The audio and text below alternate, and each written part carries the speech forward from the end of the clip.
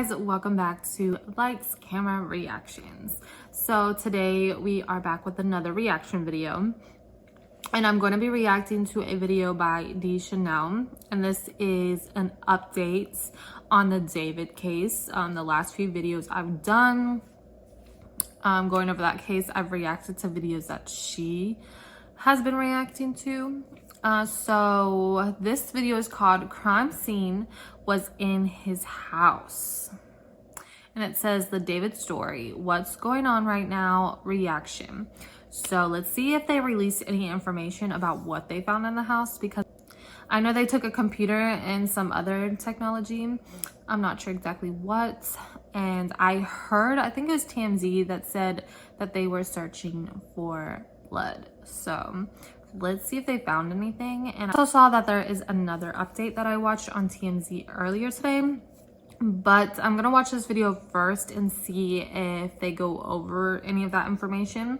And if they don't, I'll fill you guys in at the end of this video. And you guys also know, if you're a subscriber, you know that I've been promoting 31 Nights of Halloween, where all October long, every single night I'm dropping a video related to Halloween, something spooky, something scary, something creepy, something that involves Halloween in some way. So make sure you guys check that out every night. It will usually drop around 5:30 to 6. Those are the time frames that I'm dropping everything every single night. And I'm pretty much only gonna cover Halloween all October. The only thing I will react to is videos about David and keeping up with that case. So I will stay on top of that and drop videos as well through the month, keeping up with that case, so everyone's in the loop and we are all on the same page. Because if you don't know, I'm super interested in this case and I really want to know what happened and what is going on and why there hasn't been an arrest yet. So I'm gonna be on top of it. So let's go ahead and get into today's video. Hey, what's up, y'all? It's D, about to react to this video by Blackie Speaks. It's titled The David Story, What's Going On Right Now. Somebody sent me this and said there are some updates on the situation. So yeah, hopefully they're moving in the direction of locking him up, but I don't know what's going on right now. Maybe they already have, who knows? Let's watch it up.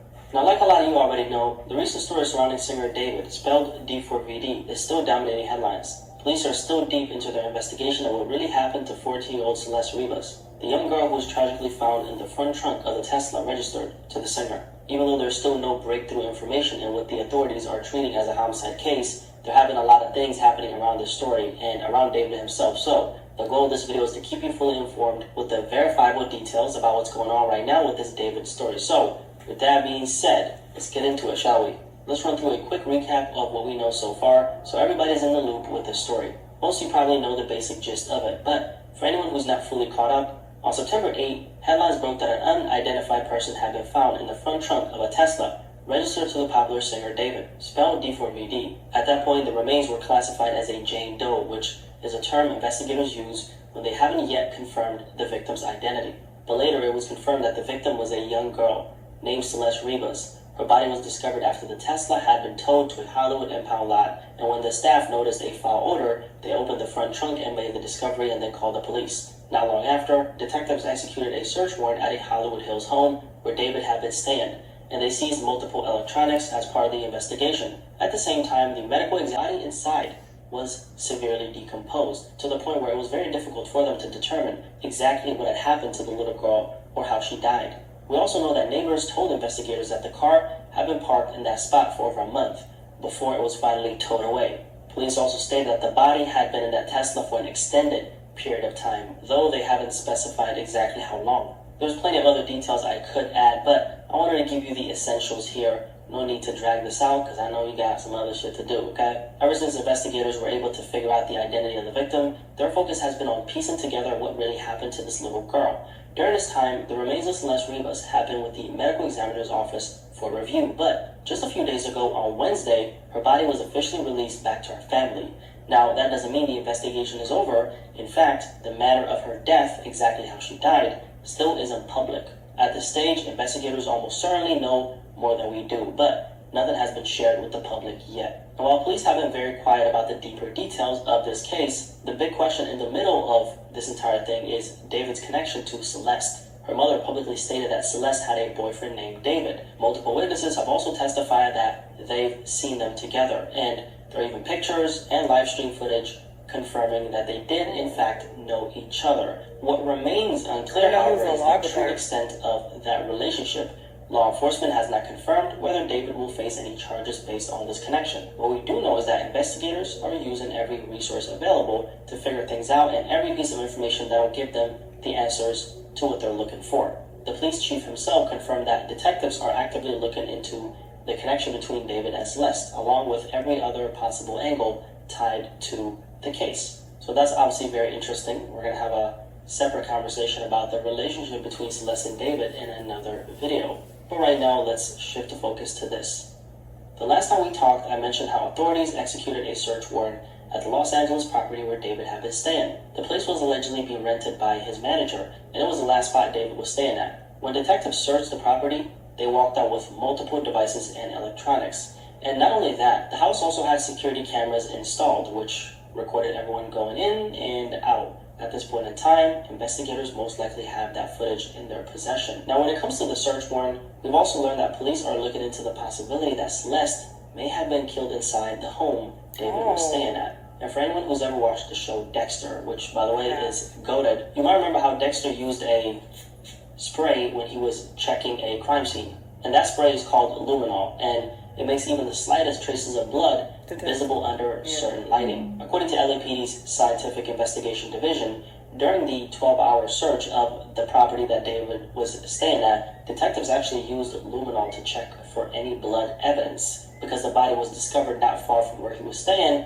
investigators are clearly looking into whether something happened inside. On top of that, they also checked sink drains in case there had been any attempt to wash away any blood. They also swept the entire home for fingerprints and collected hair samples. So, for example, if Celeste's hair is found inside, that could be a crucial piece of evidence. So right now, investigators are piecing together a timeline of Celeste Riva's final days. They're going back in time through her last known movements, and they're also digging into devices seized from the home that David was staying at. Questions like, where was she last seen alive, who was she with, and what led to her disappearance? And obviously, what exactly did they do to this little girl?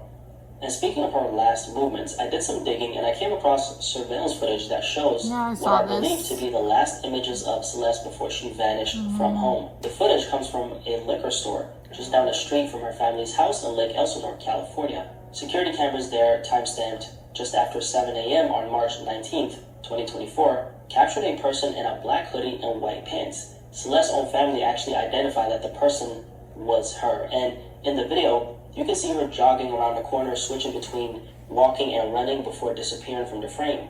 The store owner, a man named Eli Nadav, later said that Celeste's sister actually came into the store that day, asking to review the surveillance footage to check if Celeste had run away. Well, when she missed the first time, her sister come in here, asked me, and we start looking at the camera to find out where she go and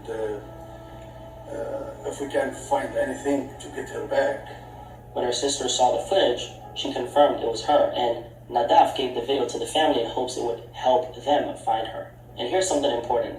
This wasn't the first time Celeste had ran away. It's also been confirmed that she left home back in January 2024, just a few months before this case turned into an active missing persons investigation. By the way, if you're enjoying this video, don't forget to drop a little like for the algorithm, okay? And make sure you tap in with me by subscribing so I can keep you fully informed on this David story. Continuing, so now let's go over some of the other things happening around this story. Not necessarily the investigation itself, but details that are still very important. Starting with the testimonies of people who allegedly saw David and Celeste together. According to people who partied with and knew singer David, a lot of them were under the impression that Celeste was his girlfriend, and many of them say that they were shocked when the news came out that she was only 14 years old. Sources from the LA music scene told TMZ they saw both of them at parties and hangouts, and to them, it looked like they were a couple. So these people... And quick side note, they said that she had like a bunch of fake IDs, that they found a bunch of fake IDs with her name on it, or her picture, using her picture, whatever the case is. And they also said that one of the people that saw them at a party together and noticed that they were acting like boyfriend and girlfriend actually works for TMZ. Like, I was watching TMZ and he was one of the reporters, and he was like, yeah, I was at a party back a few months, I don't know exactly when, but he was like, I was at a party and I saw them there, and I saw him with Celeste, and they were together pretty much. He said no one specifically said that they were a couple, but he saw them hanging together and he saw them pretty much acting like a couple. So I thought that was pretty interesting as well. Seeing David and Celeste together, they were like, oh, that's a couple right there. That's what they thought. They thought that they were just generally together because I guess that's how they were moving, right? We also found and out everybody that some said of that these they people thought actually she was that 19. Celeste was a University of Southern California student. Shout out to USC. Friends believed she was around 19 years old because that's how she presented herself, apparently. And here's where it gets he's even covering more everything for the most interesting, part. okay? Because according to law enforcement sources, Celeste was apparently able to move around so freely because she had multiple fake IDs, all in an effort to appear much older than she actually was. So that would explain why people assumed they were together. If David showed up at an 18-plus function and Celeste was with him, most people probably just thought nothing of it, right? Now let's talk a little bit about the Tesla itself, because there was actually a private investigator, a guy by the name of Steve Fisher, who managed to obtain photos of the Tesla 5 days before the body was discovered, and 3 days before it ended up at the impound lot. Here's what we know, okay?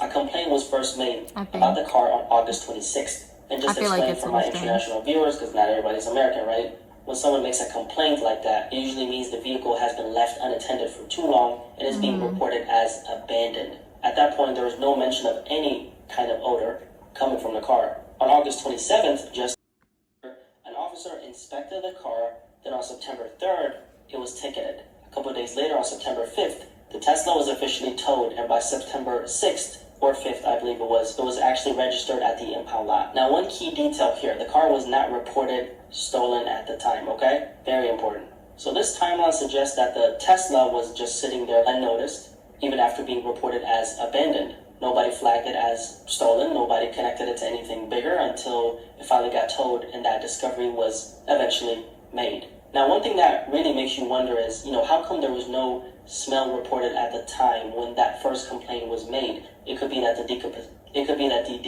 do you say that word? Decomposition? Decomposition, I'm sorry. English is my third language, my apologies. It could be that the decomposition process hadn't fully started yet, which would explain why nobody noticed an odor back then. But that's something investigators are obviously looking into right now, and until we get the official details, all we can do is note how unusual that part of the timeline really is. Now let's also touch on this photo right here, okay? It's gonna stay on the screen for like 2-3 seconds. Obviously I blurred the woman's face, okay?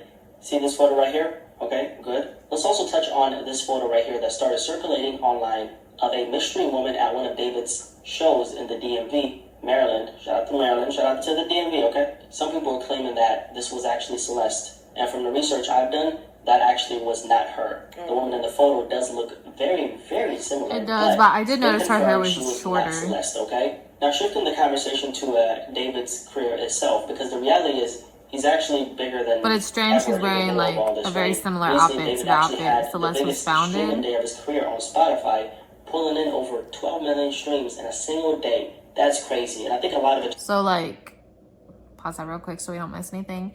But as you know, Celeste was found in a blank tank. Dang, I can't talk. As you guys know, Celeste was found in a black tank tube top and jeans. So it's kind of weird that she's wearing the same outfit or a very similar outfit, and she looks exactly like her. But besides, I feel like Celeste's hair was longer in all her pictures, and that girl's hair was about like shoulder length. But it's strange because then it makes me feel like was this another girl you were talking to? And is it because she looked like Celeste, like she reminded you of Celeste? And maybe you even picked out that outfit for her to wear because it reminds you of her. You know how sometimes, you know, I don't know if I can say killer, but serial unalivers, you know how like they'll want to relive their crime or like relive the situations with their first person they unalived? It makes me think, like, did you have her wear this outfit or suggest this outfit to her because it kind of reminded you and gave you that like sensation or joy of being in that situation that night? I don't know, just a, you know, food for thought. What do you guys think? Let me know down in the comment section. Just comes down to the curiosity factor. I mean, a lot of people are just now finding out about him because of this story, which is pushing his name further into the spotlight. So that's where we're currently at in this David spelled D4vd story. But these artists, they don't get paid like that, so don't think, oh, putting money in his pockets, he's a killer, blah, blah, blah. He ain't getting that much money from streams. They don't get paid like that. Right now, we're still very much in the dark on a lot of the crucial details. And even if he was getting a lot of money, he about to be in jail soon, so is it gonna matter? I know a lot of people are frustrated with the lack of answers, but cases like this take time, especially given the gravity of the situation. Also, let's not forget, a little girl's life was lost, okay? And investigators have to make sure they build this case carefully if they want to hold the right person accountable, whoever that person may be. It's obviously him. Insane. So the friends have come out saying, yeah, we saw them together all the time. We did not know she was 14. That's crazy. And he was on live stream with her. Did not know that. Just had her plain as day on the live stream, a whole minor. And they're saying that she could have possibly been killed inside the house. That is crazy. But yeah, I mean, it does take time. They have to do a full investigation. I'm sure they want to make sure they have all of their ducks in a row so that this can be an airtight case. You don't want to, you know, arrest someone prematurely and try to accuse them of something when you don't have all of the info, because they could get off. But when you got all the information, then it's like, okay, we could definitely put you under the jail. So, you know, I understand, but yeah, hopefully he can be taken off the streets very soon, because it's very obvious that he was behind this. At the very least, he was, you know, dealing with a minor, so he should go to jail for that. Right. Even if he didn't actually harm her. But I have a feeling that he did, because it just seems like, you know, all of this is connected directly to him. She was found in his car. Like, it's just seeming like he was directly responsible. But whatever the case, it's just still a really sad situation that a little girl's life was lost. But y'all let me know what y'all think about this. If you have any updated details that were not mentioned in this vid, please feel free to share in the comments. But yeah, let me know what y'all think, and I'll see y'all on the next one. So that was pretty interesting. I'll let you guys know one more time. This video was called Crime Scene Was in His House, the David story, what's going on right now, reaction. And this was by D. Chanel. So now I'm going to kind of go over how I feel about what's going on so far and the things that I've heard that this video hasn't covered or didn't cover. So I did catch up on TMZ today before I watched this video, and like I said, one of the employees there did say that they seen them at a party together and they looked like they were in a relationship. We went over the warrants that they seized things from the home. What else did we go over? They went over pretty much the camera footage of her running. They did make a point that it was kind of strange that she was running from home. Like in the video, you literally could see her running and skipping. And they're like, was she running to get into a car that was waiting for her? Because in the video, they said towards the end of the video, which you can kind of see, it looked like there was a car kind of waiting down the street. So that was a good point that, you know, maybe she was running to get into the car. Someone was meeting her there. I'm sure at this point, the police have her phone records and have gotten those things from, you know, her parents and got her phone. Well, her parents probably gave them permission to go through her phone records and things like that. So I'm sure that they probably have all this information at this point of if she was texting someone or DMing them or however they communicated. I'm sure that they have that evidence right now. To me, I feel like they have enough evidence to arrest him on at least being with an underage runaway. I'm sure that's another charge of its own of her being missing and him having her. So I feel like I said, I feel like that's another charge on its own. I don't know exactly what that would be called. I don't know if that's like kidnapping or anything like that, even though she left voluntarily. She's underage. So I don't know. I don't know how that works, but I feel like he should at least be arrested on that. But I do feel like the reason that they haven't arrested him even on that or made him the prime suspect, even though I'm pretty sure he is the prime suspect, I feel like they don't want the lawyers to have all this information yet. That way they can't try to start, you know, throwing it out or trying to find a way around it or anything like that. So I think that they're waiting last minute. Celeste's body was released to her family. They did release her death certificate and she wasn't pregnant. I think that's what everybody was waiting to find out and feeling like maybe she was pregnant and that's why he did what he did, but she was not pregnant and they have not released a cause of death yet. So I guess they're probably still waiting on toxicity reports. I don't know if I said that right, but hopefully, to see if maybe she took a substance that took her life or if something happened natural, you know, some natural causes might have caused her passing. So they're still waiting on test results. So this is what TMZ said. So that's probably why they haven't, you know, they don't know. And as far as we know, not all of her was in that car either. So we don't know if maybe the pieces that maybe had the wounds or the cause of passing, maybe they got left out of that car for a reason. I don't know. It's kind of tricky. It's kind of tricky. I really wish they could figure out what happened to her so they could try like go ahead and arrest him. I feel like that's the biggest part. Even TMZ said that they don't really have all their ducks in line yet because they don't have the cause of her passing. I also want to touch base on, there's been a lot of people talking about, oh, she probably had an awful home life and this and this. Her family were out looking for her immediately as soon as she ran away. We don't know what her home life has been like. No one has came out and really spoke on it.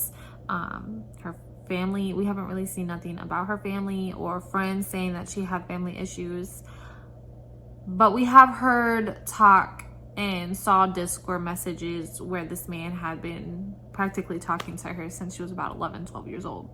So the first time she ran away, she was 12 and she was found in Hollywood in the same area where he was staying.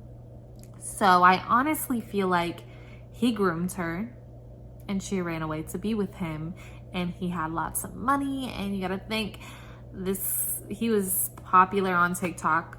I don't really know from experience because I don't know him. This is the first time I've ever heard of him, but it's said that he was popular on TikTok even back around that time. So that's every little girl's dream, like, oh, you know, this famous TikToker who's attractive and has good music and has lots of money, he's talking to me, he's DMing me, he finds me attractive, he wants to be my boyfriend, and he sends me money. Because I saw somewhere where, it wasn't TMZ, so I'm not 100% sure if it's true, but I saw somewhere where she requested money and he had sent her like almost $10,000. So that was obviously like she wanted to be there. So I don't think it had anything to do with her family or maybe her having a bad household situation. And I think you guys can remember what it's like to be a teenager, like especially when you first start liking someone and you think you're in love, and you don't really care what your parents think. And sometimes your parents telling you to do something, you're gonna do the complete opposite just to be disobedient, just to be a rebel. And she probably thought it was cool to be with him. Like, she probably bragged about it to her friends, and you know, she probably had some homegirls that were like, yeah, go be with him, like, go girl, you know. So I don't really blame the family. I really, I'm praying for her family because I know they're going through it. I have a 12-year-old. Well, she's about to be 12, and I could not imagine this. Like, my daughter is like, her maturity level is not on that level yet, but you know, different kids go through different situations that make them more mature. So she could just be more mature for her age. But it's real crazy to me that, you know, she was 12 running away from home to be with a boy. And I think that's, I don't know, it's weird to me. I think he groomed her, and he knew what he was doing. I feel like he definitely knew how old she was, and that's why she had the fake IDs. There's just a lot to this case. Oh, I also saw on TMZ where they did talk to the police, the investigators on this case, and they couldn't tell them much, but they did say that this case is very complicated. And so what TMZ was saying is that Teslas have camera footage in them. So the police have admitted to them that they have the camera footage from the Tesla. So with that being said, I feel like even TMZ was saying maybe there was multiple people involved, but we've also been hearing a lot lately from TMZ and other sources that maybe this was a setup. Maybe someone is trying to frame David, but I don't know. I feel like all signs point that he did it, but I don't feel like maybe he did it alone. Maybe somebody was helping him. Like, maybe his manager helped him, or his security helped him, or somebody helped him. Because I know they even touched base on the cameras on the house itself that he stayed in, but he also had a garage, so he could have just pulled the car into the garage and they could have put her remains in the car that way, and they would have never been seen on camera. But I don't know. I feel like the police are just stacking up as much evidence as possible so they can have a clean case, like open and closed case, and that David would probably just have to put in a plea deal or something on those lines. But that's just my thoughts. I feel like he did it. Everything in me feels like he did it, from his music to just his demeanor. Like, he just seems very weird, and the fact that he sings about death and he has this alter ego that, you know, kills people, and then his other ego, you know, tries to solve the murders or the killing. I don't know what I can say on here, but tries to solve those crimes. Like, it's just really weird to me. Like, the whole bloody shirts and all of that stuff is very strange to me. I know this is getting lengthy, but it's just so much.